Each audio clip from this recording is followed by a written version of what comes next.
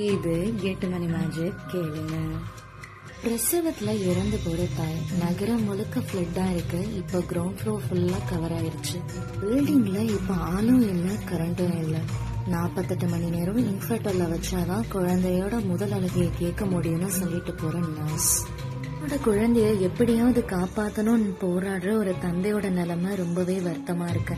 மேனுவலா generator work பண்ணா 2 நிமிஷம் வரையும் தான் சார்ஜ் நிற்கும். இந்த நிலையில 7 மாடி ஏறி போய் உதவியும் கேட்க முடியாது.